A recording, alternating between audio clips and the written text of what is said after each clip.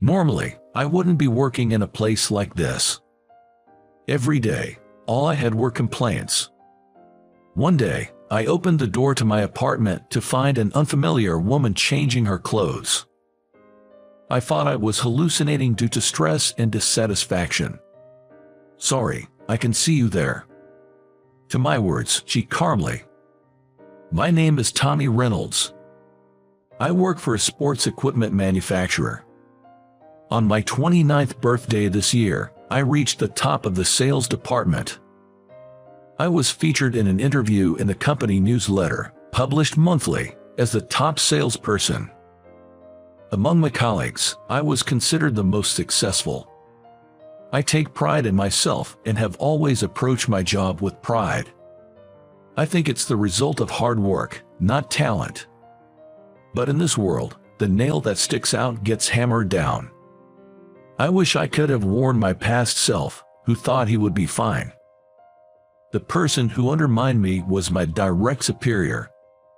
I had been mistreated by this boss for a long time. The meeting times were wrong. He intentionally didn't pass on messages from clients, and there were too many incidents to count on both hands. I had managed to pull through so far, but this time it became irreversible. That client had promised me a large contract. On the day of the contract, my boss schemed to steal my deal. He gave me the wrong time. As a result, I was late on the contract date, and my boss, who was asked to explain the details to the client's representative again, couldn't answer anything. The client became suspicious, and we lost the big contract. My boss pinned all the blame on me. He reported to the top that it was because I was late. My boss, who is a relative of the company's president, got his way, and all my claims were rejected. My colleagues all looked at me with sympathetic eyes. The verdict for me was a demotion. I received orders to be dispatched to a factory in the countryside near the ocean, a rural town in California. I was off the fast track, and I left the headquarters while my boss saw me off through with a sneering smile. The factory I was dispatched to was a sewing factory near the sea. I was given the position of office manager. The factory had a factory manager, and there was no such position as office manager in the first place. It was a made-up position for me, a sinecure. I guess the rumor about me had reached the factory. Everyone was wondering why the top salesman who graced the company newsletter was assigned to their factory. The factory manager is a gentle, kind person who is loved by everyone and is about to retire soon. He never asked me in depth about this personnel change. And so my new life began. I was told that the company housing was fully occupied, and I rented an apartment near the factory. It's so run down and almost laughable. Surprisingly though, it's clean, and that was the only saving grace. I don't have the same passion for my job anymore, of course. My work is nothing more than checking the time cards of the employees working in the factory at a small office. Every day, it's the same routine with nothing exciting going on. I never thought I'd see the day, but now I go home on time every day. I enjoy a slow walk back to my apartment, while gazing at the sea shimmering in the sunset. This walk back home has become my only joy. One day, I heard some noise from my apartment when I returned. Of course, I locked it before leaving, and I had the key. The word burglar flashed through my mind. I slowly turned the doorknob. It wasn't locked. Pulling the doorknob towards me, the door swung wide open. What lay before my eyes was a strange woman changing clothes. A half-naked woman was staring at me with a bewildered expression. "Hi, sorry, I can see you." That's the first thing that slipped out of my mouth. Oh, how embarrassing. The woman in mid-change continued to change without hesitation. Regaining my senses, I rushed out of the apartment and slammed the door shut. As the door shut with a loud thud, I could hear the woman's hearty laughter from inside. I double-checked the room number multiple times. This was definitely my apartment. I didn't recognize the woman who was laughing inside. Summer is near, and I braced myself if she might be a somewhat unusual. "I kept you waiting. Please, come in." A carefree voice from inside the apartment called out to me, who was crouching down with my head in my hands. No, this is my apartment, I thought, but nervously opened the door. She had a healthy tan skin and big expressive eyes, unlike anyone I've seen around here. "Who are you?" I was dumbfounded as she tilted her head and asked. This apartment, it's mine." From her expression, it didn't seem like she had the slightest idea that she might be in the wrong place. I showed her the key I had and explained that this was my apartment. Then she showed me her key, with a dolphin keychain attached.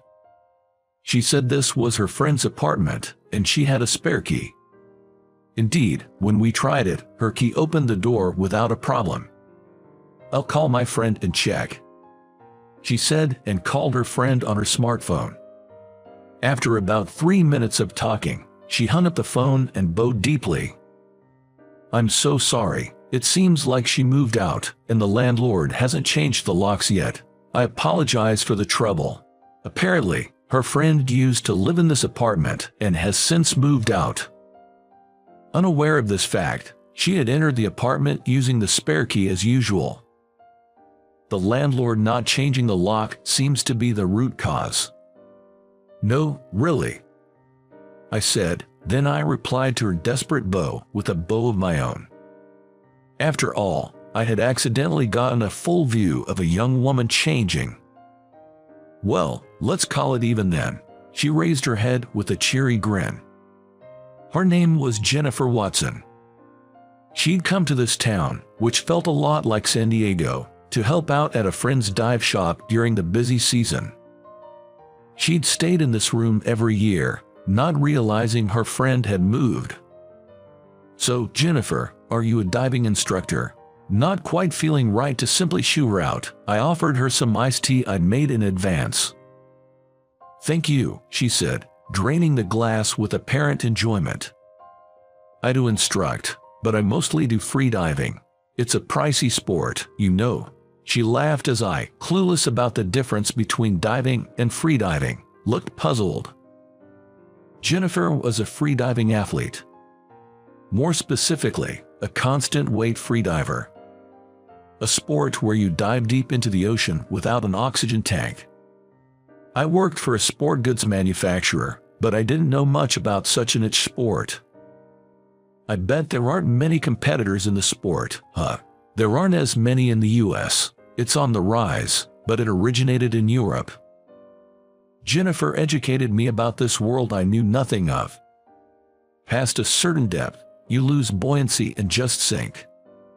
"Being sucked into the pitch-black ocean floor is a feeling beyond description," she said with a chuckle. The mere thought of sinking to the ocean floor gave me the chills. When I told her that, she burst out laughing. "Why not start with snorkeling? Since you live in this coastal town, you should make the most of the sea." Before I could respond, I heard a car honk from outside the window. Her friend seemed to have arrived to pick her up. "Oh, looks like my ride's here. See you around. I'll come by to invite you for diving," she said before making a swift exit. I felt like I'd been struck by lightning, staring blankly at the closed front door for a while. It was the first time I'd felt excited since moving to this town. Her sudden appearance had brought fresh air into my stale life. A few days later, she popped into the factory where I worked. She'd brought lunch to her friend for lunchtime at the factory. "I couldn't afford to make you a lunchbox." Yet as she said this, she tossed an absurdly large sandwich to me. Watch out for the lunch bomb. The contents of the sandwich she'd brought was thick ham and scrambled egg. Made it a meal of itself. Apparently, she knew the factory manager too. As I savored the sandwich given to me by Jennifer, the factory manager brought over some iced tea. You seem to know Jennifer well. Well, there's a bit of history there, I replied, prevaricating, unable to admit that I had seen her changing clothes. Taking a sip of his iced tea, the factory manager announced he had something to discuss. A first since he took the position. I was immediately tense, worried about some issue at the factory. But his talk had nothing to do with the factory at all. He asked if I knew Jennifer was a free diving athlete, who I had peeked at her changing for. I nodded in agreement. Great, that speeds things up. He gave a firm nod of his hand. He asked if I, ex-top salesperson, could approach her to offer sponsor. When it came to international competitions, the costs add up quickly. Apparently, she had had to give up on competitions because she couldn't afford them before. He wanted to support her, but being out of touch with the headquarters, he was unable to help. He thought that if anyone could get headquarters moving, it would be me, who used to be a top salesperson.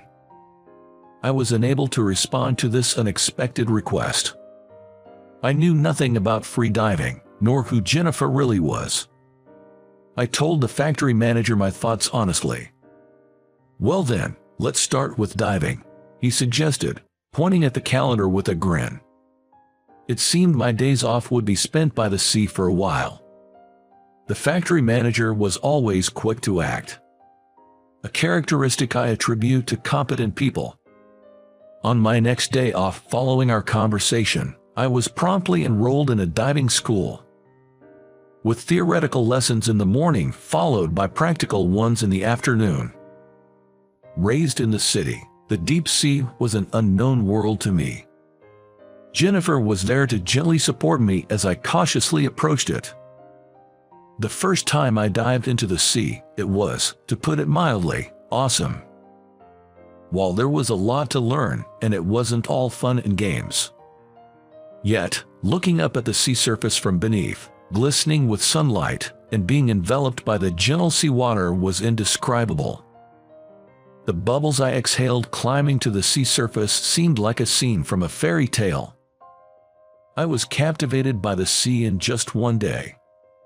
You'll get addicted, Jennifer had told me just before diving.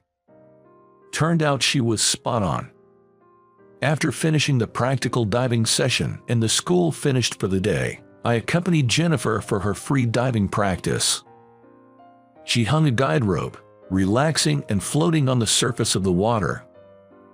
A countdown began 2 minutes in advance, and she was to begin her dive within 10 seconds of the official top announcement. Overstepping that would result in a penalty. After a series of deep breaths to fill her lungs with air, she disappeared beneath the water. All that was left for us in the venue was to watch the clock and wait for her to resurface. The tension during this time was beyond imagination. There's a clip attached at the depth, one declares. You must remove it and safely resurface. Apparently, some athletes faint from lack of air. The fear was magnified after doing a dive, falling into the depths of the sea due to gravity without an oxygen cylinder on your back. A few minutes can feel incredibly long. Eventually, she emerged on the sea surface. As per the procedure, she said, "I'm okay." Just like that. She removed her nose clip and smiled. I'm well versed in land sports, but it was the first time I saw free diving up close. I thought the way the team came together in tension to support her was impressive. The concept of doing it for someone else came to mind. I might be able to do it. It was a moment when the switch in my head turned on after a long time. From that day, I went to the sea on my holidays. Of course, I got a license. I accompanied her many times in her practice and built up an image in my mind. I also became friends with the people at the diving shop and guest house. They are all cheerful and love the sea. No one speaks ill of Jennifer. It seemed they were purely cheering for her dream. The expectations weighing on me are also huge. To make her dream come true, My hard work is essential. It was a long time since I was transferred that I visited the headquarters. There is no marine sports department in my company. I decided to take on the challenge of making presentation to establish a new department. The headquarters were as lively as before after a long time. I pulled myself together and attended the internal presentation. The trigger for taking the step was a single phrase from her. There's no marine sports department. Then you should create one. If there's no place, create it yourself. Make the most of your unique strengths and do something that no one else can think of. There are faces of colleagues and bosses who have trapped me at the presentation. I can't fail. A long-lost fighting spirit lit up within me. The presentation was a great success. The president is very interested in launching a new department. He was also interested in nurturing young athletes. In a few days, the CEO and several headquarters staff members will come to watch a mock freediving competition. We've reached the tipping point. The presentation was a success. The bosses are coming to watch the mock competition, not just for Jennifer. Can't other athletes participate as well? I contacted her right away. On the other end of the phone, everyone was celebrating the success of my presentation. Understood. I'll gather the people, you decide the day. I really appreciate all of your help. I heard her voice sound a little tearful. I'm the one who should be saying thank you. Without her support, I don't think I could have recovered. At the CEO's request, the arrangement for the mock competition was made quickly. On the day of the event, it was sunny, and the sea surface was reflecting the sunlight brilliantly. We hired a chartered bus, and the bosses arrived. They planned to visit the factory in the morning and watch the free-diving mock competition in the afternoon. It seemed to be the first time the CEO visited the factory, and the factory managers were busy with the hospitality. Surprisingly, the factory manager and the CEO seemed to be old friends. Listening to their conversation filled with old stories, it seemed the factory manager was the top salesperson among their peers. The factory manager also seemed to have quite a past. At a barbecue on the beach, the athletes and local divers mingled. I arranged direct conversations with the CEO about diving, the competition, and the predicaments the athletes face. In the open atmosphere, the lunch meeting proceeded smoothly. That's when a man made a snide remark in a noticeably loud voice. He was picking on a young girl even though he wasn't drunk. He was openly ridiculing the free-diving competition as just diving. When I checked the source of the voice, it was my former boss who had undermined me. I wasn't expecting him to be accompanying this tour, so my mood sunk a bit. In front of the athletes, my former boss kept provoking by saying that this mundane sport wouldn't work for promotion. Although there were athletes who got angry, Jennifer stepped in and stopped them. It's pretty lame to pretend to know something you don't and then make fun of it, she said, looking straight into my ex-boss's face. Unable to find a retort, he glared at her, his face turning bright red. Even when glared at, she remained calm. She had confidence and conviction. As we started spending more time together, I found myself drawn to her just like I was drawn to the sea. I haven't told her yet, but if this presentation is successful, I intend to confess my feelings to her. The mock competition in the afternoon was a huge success. Since it was done while explaining the rules of the competition one by one, it was easy to understand even for those watching freediving for the first time. She patiently answered every question thrown by the CEO and other employees. The CEO and the others seemed to have felt the same excitement and tension I felt when I first watched freediving. They were also fascinated by the charm of the staff involved in this competition. The presentation, including the mock competition, was a huge success. On the spot, the CEO made a contract with their team. He promised to provide full backup. He even expressed a desire to obtain a diving license at a diving school next weekend. So, another man fascinated by the sea was born. I'm going back to the head office to establish a marine sports division. The former boss, who had a condescending attitude towards them, was demoted by the CEO. It seems he caused various troubles while I was not at the headquarters. Honestly, I'm relieved that I no longer have the opportunity to work with him, because I don't want him to interfere with this project. And several months have passed since I returned to the headquarters. A poster featuring her is prominently displayed in the headquarters lobby. Upon hearing that she is not just a model but an active player, my colleagues seemed unable to hide their surprise.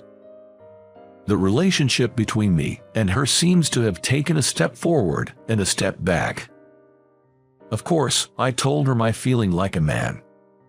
She laughed and said, "I'm okay."